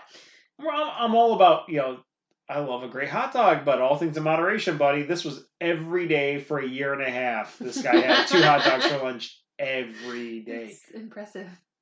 He's yeah. Committed. So, hot dog cook-off. And we each did 2 variations on hot dogs. So we got 4 hot dogs for you. Jessica, what were your 2? I did chili dogs. I would just like to say that I don't love hot dogs, but if I'm going to eat them, I like them to be chili dogs. I would also like to point out that since we are doing low carb, we're not using buns. And I was super stressed out coming into this because it meant putting the hot dog on a piece of lettuce and then eating it like the lettuce was a bun. And it's just you could have used your tortilla. No, that's wrong too. You could have used one of my cheese folio things. Ew, no. So it's this whole weird cold texture thing that I was dreading. But I tried it and it actually was not bad. I sort of forgot that I wasn't eating a bun and that I was eating a piece of lettuce instead. And it didn't taste like anything and just sort of all went together really well. So I thought you were going to have a mess all over your shirt, the floor, everything, doing a chili dog with basically a lettuce boat. I picked really sturdy lettuce leaves for this. And you interlocked them and layered them well. No, actually, I just used one piece of lettuce for each one. Really? Yeah. Okay. Really sturdy lettuce leaves. Don't use the ones with holes. You'll have a mess. Okay, so for my chili dogs, I had to have 2 hot dogs, and I used the Hebrew National ones, 2 leaves of the romaine lettuce, and a tablespoon of the Sargento mild cheddar cheese, split over 2 hot dogs. And then there was the chili, which was heartbreaking because your favorite kind of chili growing up. It's Hormel. And it's which is kind of gross to me, but it's so good. But it's also is relatively high in carbs. Yeah, and sodium, but the good part about it is that there's no beans. Well, yes, you do like. I don't like beans in my chili. Okay. You don't want to go freaking beans. So with the 2 types of chili, You kept a straight face for that. I had Woolworth's Michigan sauce, which is a hot dog chili sauce with meat. And then, so I used 2 tablespoons of that on 1 hot dog. And then 3 teaspoons of Skyline Chili Original Chili Can. And then I also put a couple of diced white onions on top of the dog once it was assembled. Which of the 2 chilies was lower in carbs? So the Michigan chili was 2 grams of carbs per 2 tablespoons of sauce. But the Skyline chili was 4 grams, which turned out to be 3 net grams of carbs per serving. And a serving for that one is 1 cup of chili. That's a lot of chili for a single hot dog. Yeah, I didn't put that much on my hot dog. Oh, okay. All right. So in the pictures, there's different colored paper to go with the different hot dogs. By the way, the pictures are up on our Instagram, which is RedArrowHW. You can find us on Instagram. Mm-hmm. So the Skyline chili wasn't bad, but there was a hint of cinnamon at the end, and That's being kind. Yeah. This was a huge turnoff for me because I don't love cinnamon in anything. I don't even like cinnamon rolls. I think it's gross. Look, I like cinnamon, and it had almost like a Moroccan feel to it, which would have been great if we were having Moroccan feel food, but we're having chili dogs here.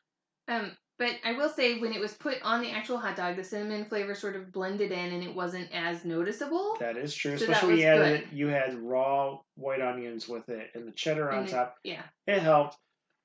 With this sauce, though, there were teeny tiny little granules of meat. Like it was barely even, there were no clumps of meat in the sauce, and that was a disappointment. And then the consistency for it was very thin.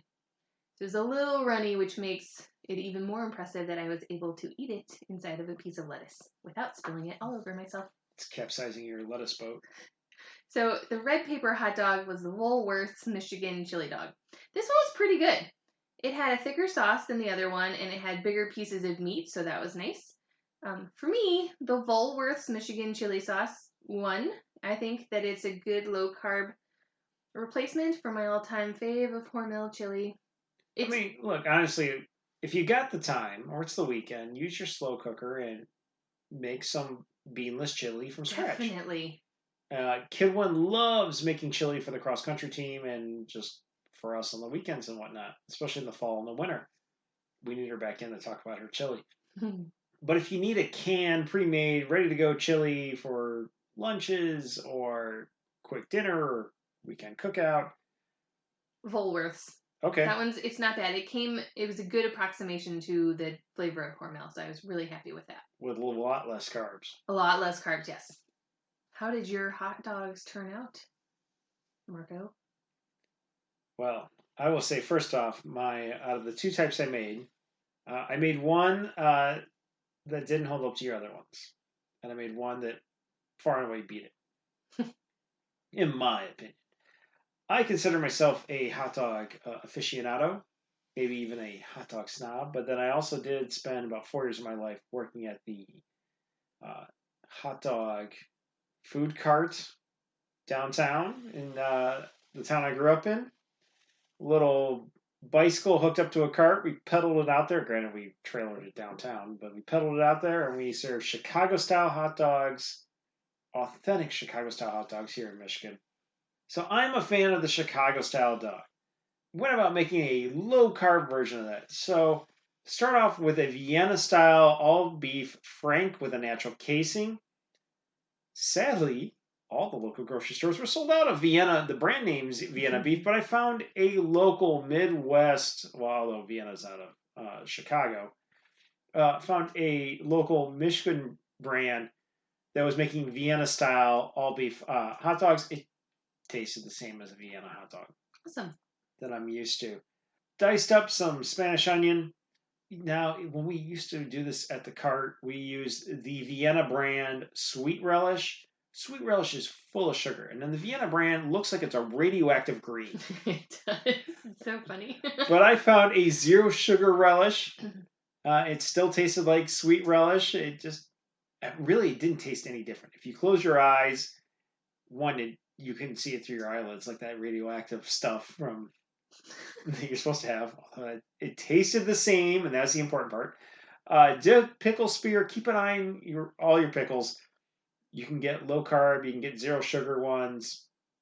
I found a zero sugar dill pickle.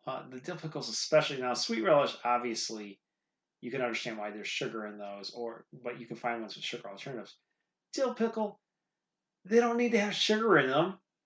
So I found some zero sugar, low carb dill pickles. I used an heirloom tomato that I sliced up, sport peppers, and if you can't find sport peppers, go with serranos. Forget the jalapenos. Go with a little bit more heat. I went with a serrano. Celery salt, and if you don't have celery salt, you can grind down a little sea salt. And then instead of the nice, soft poppy seed buns, I just used romaine hearts. And of course, a little drizzle of mustard. And if you have ketchup, leave it in the fridge. It doesn't belong on your hot dog unless you're 5 years old or younger. Ketchup does not belong on your hot dog. And if you're going low carb, Ketchup does not belong in your refrigerator unless it's being used by your children. Put this all together. This was my favorite. It beat your hot dogs out of the park, For sure. which are more of the the Detroit style. Sorry, Detroit. You got your square pizza. You got your Coney dogs, which makes no sense because Coney Island is over off by New York. Yeah, you look on your face like I don't understand it. But Chicago, look, you got it's basically tubular steak and a salad on top. You got your meal. Especially when you're using lettuce as a bun. So that was my favorite. My other hot dog was an ode to Kid 1, who does not like hot dogs, and we always eat them. That's fine. She doesn't have to. You don't need lips and buttholes or whatever they say for the other ones, and you don't need the all beef ones. Which the nice thing about the Viennas and some of these other brands, every so often you see a little blue mark, and what that is where the food inspector put the big stamp on what grade the slab of beef was. That's funny. Yeah. They really are steak in a tube when you get a nice quality hot dog. And if you get a low quality one, you just get pieces and parts. But Kid 1 won't eat any of those. So I made a sea dog. This also had, yes, it also had to do with what was in the refrigerator. So we had some crab with a K, also known as pollock or cod or fake crab.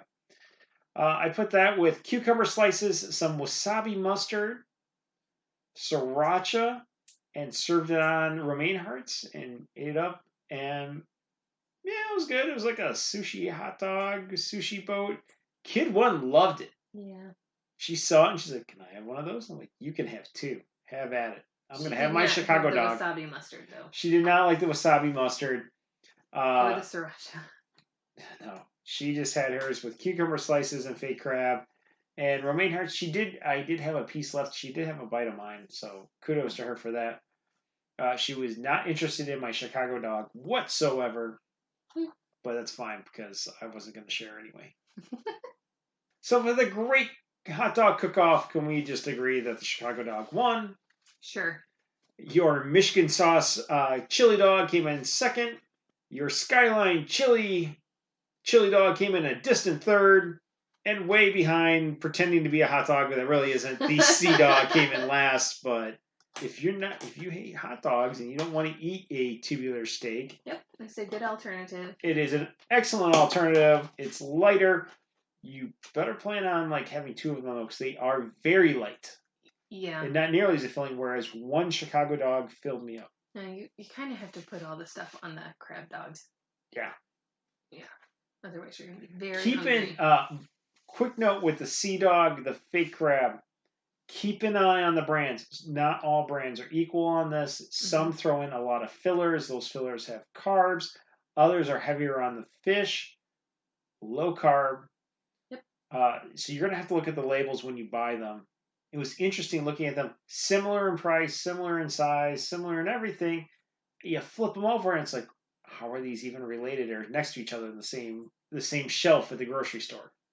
They are grossly different products. Awesome. Well, that was our Let's Do Lunch, low-carb lunches. Jess, you got anything left to cheers? I do. Awesome. Cheers. Cheers. Let's move on to the Red Arrow Challenge.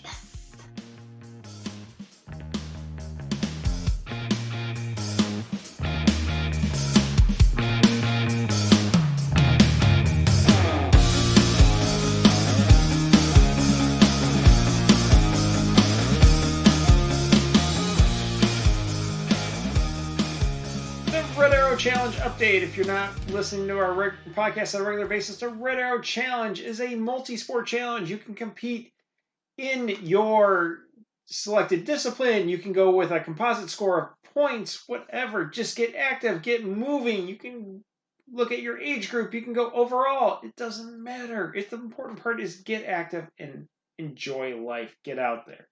So, last week, who were our champions? Swimming. 9 and under, Vivian. 10 to 19, JoJo. 20 to 29, H. Kaner 305. H. Kaner 305 beat Gator Boy by 100 meters. By the way, we don't know these guys or girls or however they self-identify, but we're guessing with the cane part in there, H Kane, like Hurricane. 305 is Miami's area code. Gator Boy, Florida Gators. Of course, we went to Florida State, so that's why we're thinking. I'm thinking we got two Florida boys, girls, whatever. Florida people here competing. H Kane 305 came out on top in swimming by 100 meters. 30 to 39, Mrs. Coach. 40 to 49, El Tiburon 95. 50 to 59, didn't go swimming. 60 to 69, Kilogram Mill. And no one older than that wanted to get wet. Running. 9 and under, Yellow Ninja. 10 to 19 was Soleil. Soleil beat out Ronin Runs by 0.08 kilometers. Wow. So close. Way to go, Soleil. 20 to 29, H. Kaner 305. 30 to 39, Helmet 85. 40 to 49, A. Palomino. 50 to 59, J. Mar, and no one older than that. Walking. 9 and under, Lil Marsh. 10 to 19, JoJo. 20 to 29, Smitha. 30 to 39, Becky B. 40 to 49, A. Palomino. 50 to 59, A.R. Miller. 60 to 69, Kilogram Ill. 70 to 79, No Don. Biking on road. 9 and under, Little Marsh. 10 to 19, JoJo. 20 to 29, Gator Boy. Way to go, Gator Boy. You beat out H. Gator 305. 30 to 39, Cyclopath. 40 to 49, Try Again. 50 to 59, J. Mar. 60 to 69, Kilogram Ill. 70 to 79, No Don. Biking off-road. No, 9 and unders went off-road. But 10 to 19, Sadie 2009. 20 to 29 was again a tie between Smitha and Super Mario. 30 to 39-year-olds stayed on the pavement. 40 to 49, Cyclone. And older than that, they don't want to go off-road. Sit down paddling. 9 and under was Will B. 10 to 19 was Connor B. 20 to 29 was Gator Boy. 30 to 39 was too busy to go paddling. 40 to 49 was A. Palomino. 50 to 59 was A.R. Miller. And 60 to 69 was our favorite gangster member, the notorious Kilogram Ill. Stand up paddling. 10 to 19, Ronin Runs. 20 to 29, H. Kaner 305, who beat Gator Boy by 0.68 kilometers. Ooh. No 30 to 39-year-olds. No 40 to 49-year-olds. But at 50 to 59, A.R. Miller. And 60 to 69, Kilogram Ill. Cross-country skiing. Those who listen to this every week probably can guess. 40 to 49, El Tiburon 95. 50 to 59, Big Juan 64. If I had to guess, these are our only two members who either live in a very cold climate or own a Nordic Trek. Not sponsored by Nordic Trek. Skating. 10 to 19, Sadie 2009. 20 to 29, Gator Boy. No 30 to 39-year-olds, but 40 to 49, Great Juan. Hockey. We have a hockey member, somebody in a state that's actually opened up. Wow. Clearly not Michigan, or they're doing it illegally in Michigan. Actually, in Michigan, if you're doing a private session, you can get away with it. But if you are doing USA Hockey and you have a reputable rink or rink manager, you can't get on the ice yet. But like, say you own a rink and you just want to go out and test out your ice, you can do whatever. Yes. By the way, I'm not implying that this is our local rink owner, because he is not in this age group. No. But at 40 to 49, Great Juan, All right. who managed to burn 731 calories playing hockey. That's awesome. And there's a lot of states that are open, so it doesn't narrow down, but I'm guessing they're not in Michigan. Nope. Good for Great Juan. I'm insanely jealous. Points. 9 and under was Vivian. 10 to 19, Ronin Runs. 20 to 29, was it Gator Boy? Was it H. Kaner 305? Was it MC Grant? No, MC Grant didn't turn in anything this week. It was H. Kaner 305 on top. 30 to 39, Helmet 85. 40 to 49, A. Palomino. 50 to 59, J. Mar. 60 to 69, Kilogram Ill. 70 to 79, No Don. No 80 to 89-year-olds in our group yet. That's low-hanging fruit. Just sign up and you're going to win.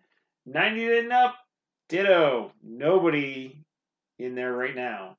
And then there were the featured members. I swam, I ran, I walked. That's about all I did. I didn't get in my kayak and I didn't get on my bike this last week. And I won all those. Hooray!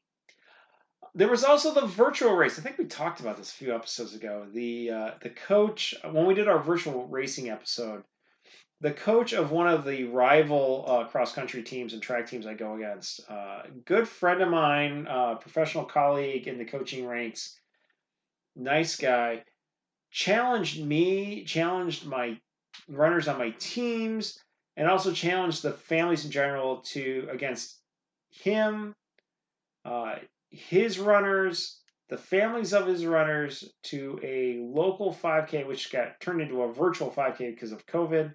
A few of us signed up. We did it. And yes, the 5K benefited his team. It's like, look, it was transparent, but I'd rather help him raise funds.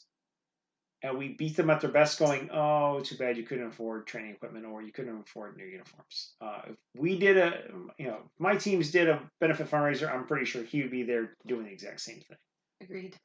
So we did it. We ran the virtual 5K. I ran it on an established cross-country course so that I knew it was measured, it was correct, and I wasn't just running off a cell phone signal pseudo GPS app. I wasn't running off my Fitbit GPS. I wanted something that was measured and set.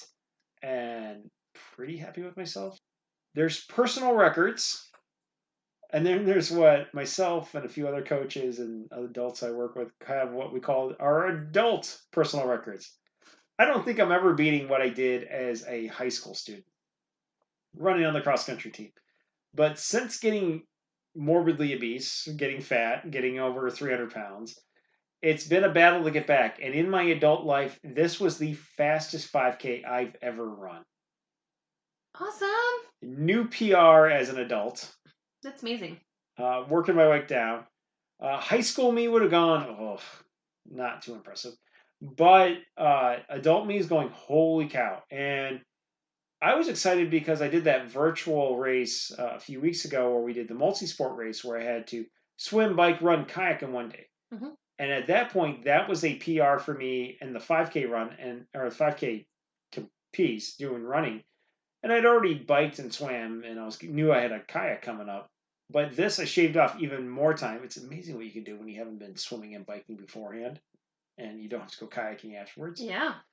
So, new PR for me, broke into the 24s. I know, like, people out there who are, have always been in shape and are always races, like, that's nothing exciting. Or your high school, I don't think my high school runners listen to this, but if they are, like, most of the team beats that, coach. That's not a big deal. Like, well, you're not 40. You didn't used to weigh 325 pounds. So deal with it, guys.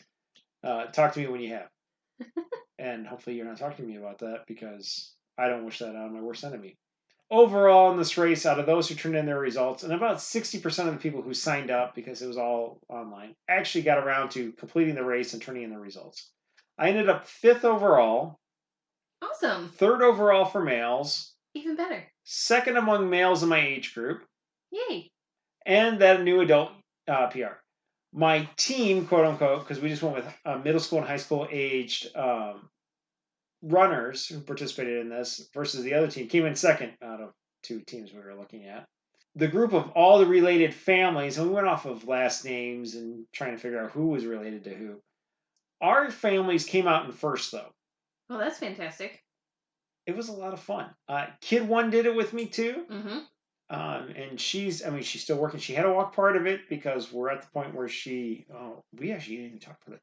Her goal, and we'll have her back to talk, so we'll pretend like we didn't talk about this, but her goal for the end of August was to be able to run 2 miles without walking.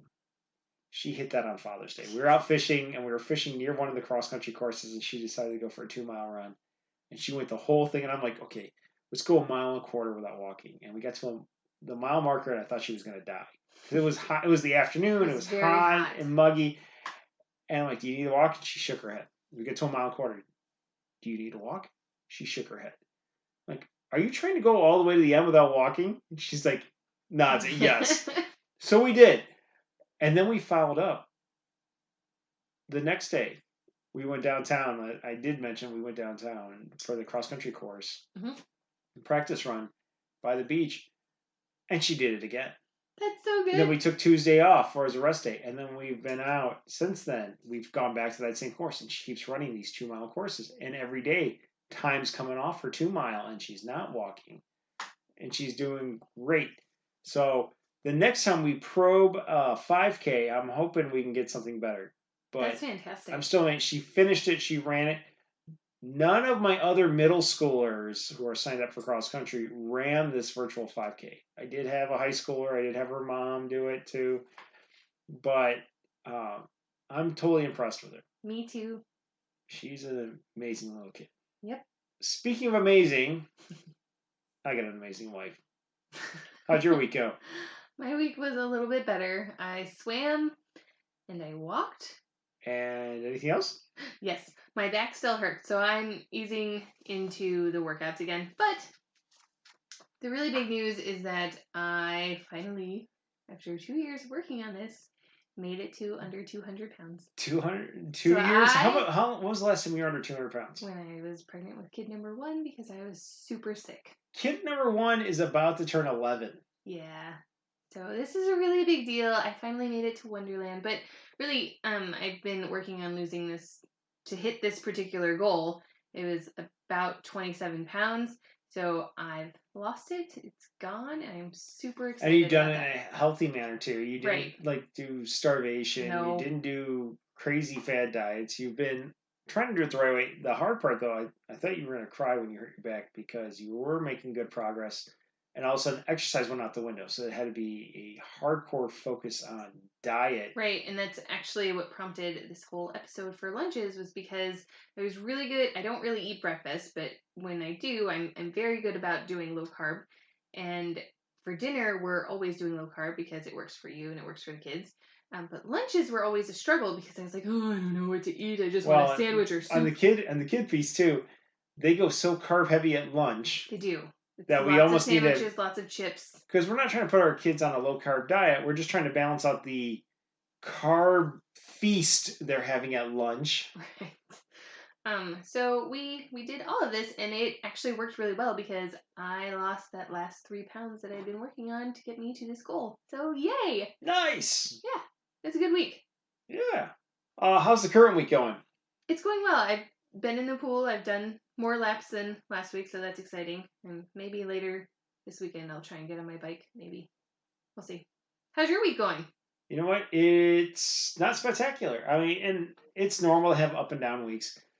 This week, converting over with Kid 1 to running the 2-mile course because we had been doing 4.5 to 5 miles plus the warm-up run every other day. Plus, I was going out for a run so I could go at a faster pace because I was really building up to that virtual 5K. This week, we're doing shorter runs. I've been swamped on working on my computer on stuff all day, and it just hasn't been working out. And then when we got in the pool, I really just wanted to play with the kids. Yeah. Instead of swimming laps. Because a lot of times we get in and it's like, Dad's got to swim laps. I got to, you know what? You swim laps. I'm going to play with the kids. I'm going to have fun. So this is not going to be a stellar week for me coming up in terms of stuff. And like today, we were out for a run this morning, and I'm looking like, oh, the big lake, Lake Michigan, looks great for kayaking. Yeah, I spent the rest of the day on the computer. So it happens. Stuff's got to get done. So hopefully I'll get some more workouts in. Saturday's forecast doesn't look spectacular. Hopefully tomorrow and Sunday we'll get some stuff in. But also the rest of the week looks like it's going to be muggy. The week ahead looks muggy. So even if working out in the morning is going to be uncomfortable. But I got to get back on my bike because coming up in July, we've got another one of these multi-sport virtual races coming up for the Summer Racing Club. And I'm still thrilled that this year over last year, I improved 17 minutes, and I don't want to regress backwards. It really is. Well, when you shed a ton of weight, it also helps. But I'm also getting more comfortable, stretched out, and low on my bike, too. That helps. So less weight, more aerodynamic. The runs are getting faster. The swimming's getting stronger because I guess I have less drag with less of the beer gut. The kayaking's staying about the same. Yeah. Which you would have figured. But yeah, so it's fun. So that's the recap of the Red Arrow Challenge. Next week we'll have the next round of winners. If you're participating, keep trying, keep working, get your names on there. If you're not participating, why not? It's sign up. Let's do it. It's fun. Come play with us. Yeah.